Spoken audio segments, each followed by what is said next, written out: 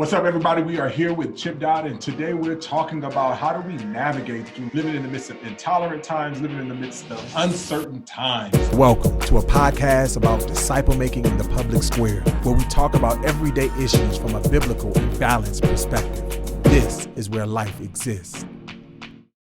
We are here again with Dr. Chip Dodd, the author of Voices of Our Heart, The Needs of the Heart, Keeping Heart, The Hope of Addiction, on and on and on. My mentor, friend, hero. There's so many things that could keep us from our hearts. Extremes, polarizations, all these things can leave you lonely, scared, angry, hurt, all of the feelings. And I'm here with the Heart Doctor. And it's good to see you, Chip. What's up? Hey, Dhati, good to see you too. I'm glad you're doing your thing. I love it. I love what you're doing, by the way. Where life exists is great. Yes. And, you know, we talk about where life exists, and we talk about this is a place where we talk about everyday issues from a biblical and balanced perspective, right? But seems like that we are living in a world that is not biblical and it's not balanced at all. There's a lot of extremes, a lot of polarizations. Like perception really is people's realities, that's coming on, that's taking place. I mean, what is your thought about the intolerance of our day and the polarization that we currently live in? Yeah, it's one thing that's real scary right now that in some ways, and I know everybody can disagree with this, but I'm seeing an extraordinary intolerance going on when we, on so many ways, have the most open, in many ways, and outspoken and appearing to be tolerant society we've ever had in terms of all the things that are accepted. And yet I'm seeing tremendous amount of intolerance based upon demanding that we choose sides based upon appearance. And I'm talking about melanin. I'm talking about gender identity. I'm talking about Christian, non-Christian. I'm talking about, north, south, east, west. Like all of a sudden it's like everything's become like based upon how you look, and the sentences you speak decides whether or not I can accept you, love you, care about you, or even spend a minute with you. Mm-hmm. Yeah. And what I'm scared of is that in this time in which, and I'm not talking about, in terms of the present racial divide or the present political divide, I'm talking about when we become reactive, which means reactivity appears to be like having feelings versus responsive, then we lose all kinds of opportunities for relationship. And Dhati, you and I have been talking for so long that God has created us for relationship. And it's a relationship in which we find love and bonding and connection through the experiences of the heart, not through the appearances of our skin or our politics. I still contend that when we break it down and we share the truth about our experiences of the heart without demand that we agree to like some kind of, like you got to pass this test before you're allowed to speak or before you're allowed to love or care. It's like in this time of incredible tolerance, we're becoming intolerant around the demand that we all have to think alike and feel alike instead of feeling like we feel. That's spot on. In your book, you talk in the Needs of the Heart book that you said the two greatest needs is the need to belong and matter.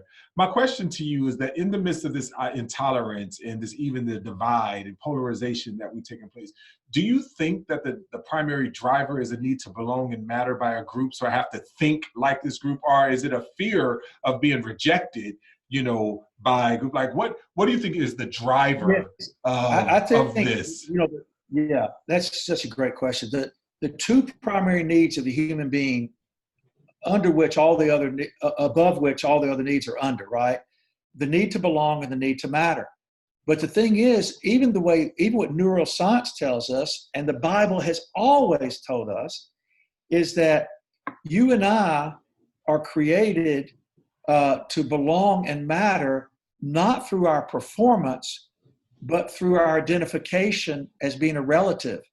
Like to belong means that I need to be accepted and cared about as I was created by God, as a feeling, needing, desiring, longing, hoping creature. You're born to seek out fulfillment through relationship with God and others, and then create out of that. And the need to matter means to be appreciated, not from the standpoint your worth is in your work, but appreciated for these gifts you bring. Your capacity of hospitality, your capacity to see art, your capacity to hear the sound of music. They're just to be appreciated in terms of, and that to be helped to grow. So belonging and matter is a matter of the heart, not a matter of performance or an agreement with the credo. And I know it's scary to say, but we're all made the same. But it seems like it's a fear, though. It seems like there's a fear. Whenever I leave that creed, I'll be kicked out of the club. So I have to believe in the creed. And is that driven because of the need for belonging and matter? Yes, it is driven. It is driven. And so the need to belong and matter is either met through being cultivated as a human being, or you have to join a cult. And the cult always says you only belong and matter when you think like this and act like this. And if you think differently or act differently, you're out. And if the greatest need is to belong and matter, that means the fear of rejection is one of the primary fears of a person, fear of rejection and fear of abandonment. If I don't perform like you demand, then I won't fit. So many children have experienced tremendous toxic shame because, like, Daddy, the athlete, expected me to be able to be an athlete of a certain kind, or else he doesn't want to give me any attention. And yet that child still craves to belong and matter with Daddy.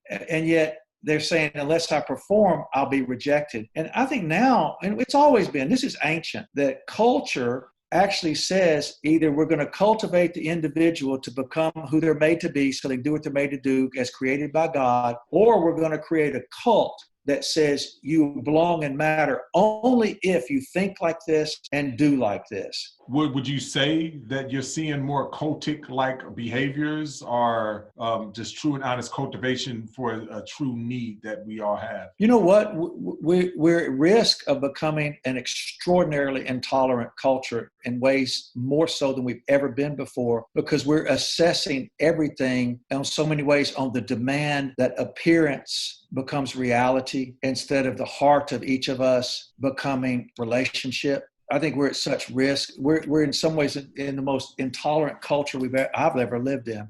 Yeah.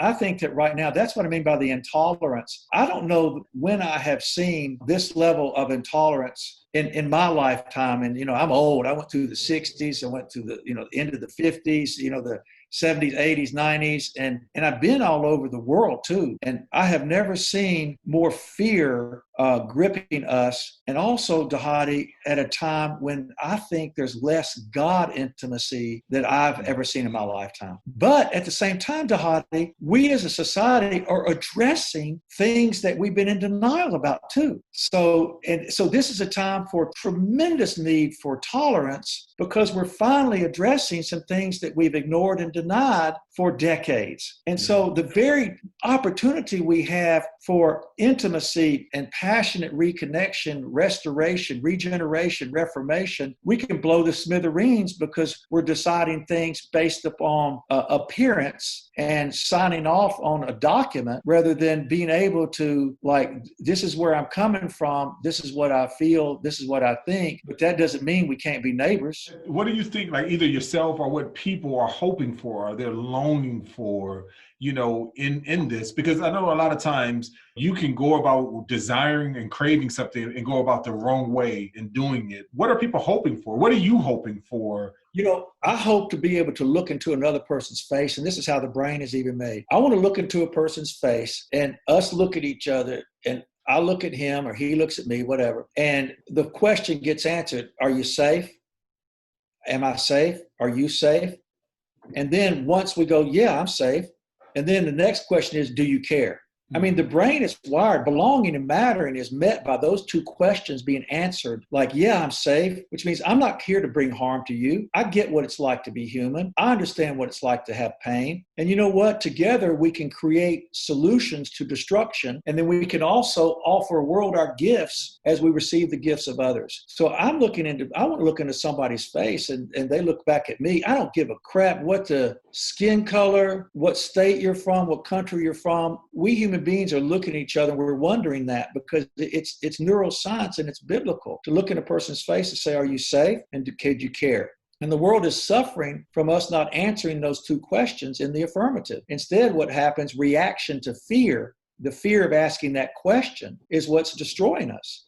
The fear of being able to ask the question, are you safe and do you care? And then answering that in the affirmative and then being at peace with each other and producing with each other. But until we can hear each other's hearts versus hearing each other's demands, because marriages are made for heart and often dribble into just being demanding of each other. Like you fix Talk me. about that a little bit. Yeah. Talk about a little bit about that, because that's what I feel like is taking place, or I think that is taking place, is that we are demanding, right? Because of the fatigue, because of the weariness of asking and trying and being left vulnerable and no one showing up or needs not being met, whatever the cause, we're seeing a group of people now demanding, that their rights be taken.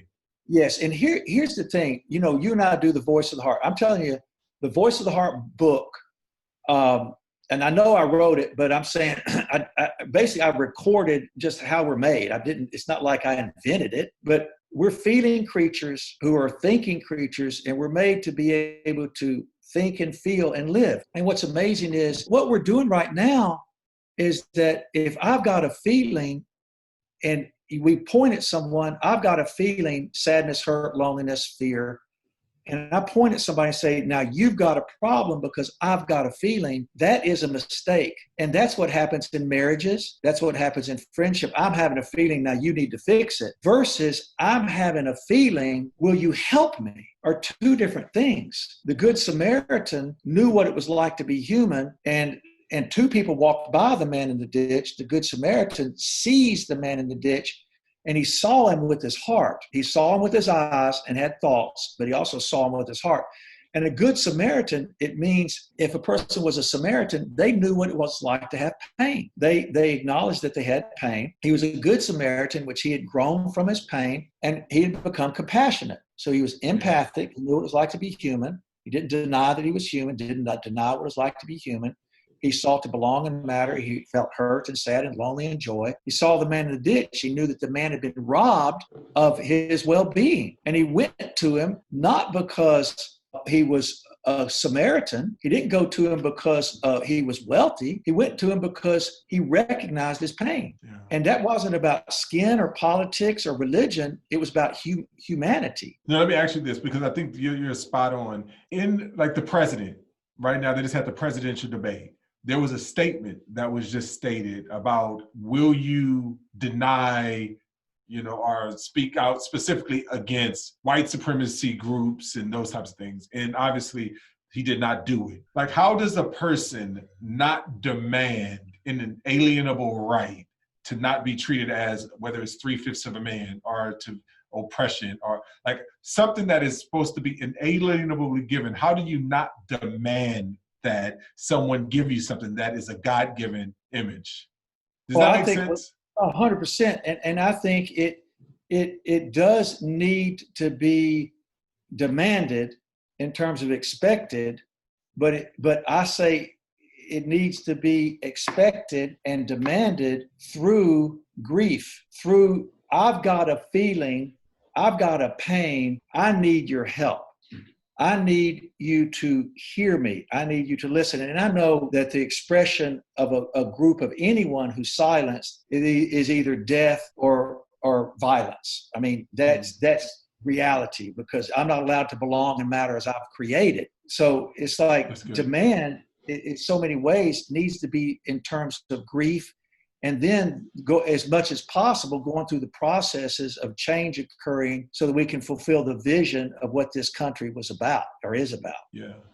Yeah, and that's really so hard because so many of us are afraid because even if we've been taught that grief is bad, it's like, and again, that's putting those in the vulnerable position, but that's the way of God. And I think a lot of times this idea of let your requests be made to God, and that we can use the tools to grieve and, and like you even said, demand without trying to demand you being fixed, but demand justice because. You said to me one time, because you and I both know that, I mean, this is science, this is God's creation, this is neuroscience, that all human beings are born identically. We're all created as emotional, spiritual creatures. We're created for fulfillment through relationship, connection. It doesn't matter what country you're from or what age you're from. But like when I say that to you, under the circumstances that we're experiencing today, you will have to caution me, say, Chip, I agree with you. And then the fear kicks in. And we have to say, hey, but you know what? Just because that's true doesn't mean that's not going to be taken advantage of. Because that ends up being a sly way of white people diminishing the pain of Black people. Because if we're all the same, that means that your pain and my pain is identical. And all of a sudden the silence of the experience of being Black and systemic racism gets ignored. You know what I'm saying? Yeah, that's good.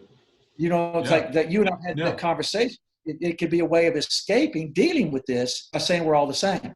And yet we're all the same. And only through the tolerance of being able to share our sameness without it becoming robbery can we actually find reconciliation. Man, Chip, is always good, man. This is really good. And again, this is another episode of Where Life Exists, where we talk about everyday issues from a biblical and balanced perspective. Love you, Chip. Appreciate you, man. Man, love you, Dhati.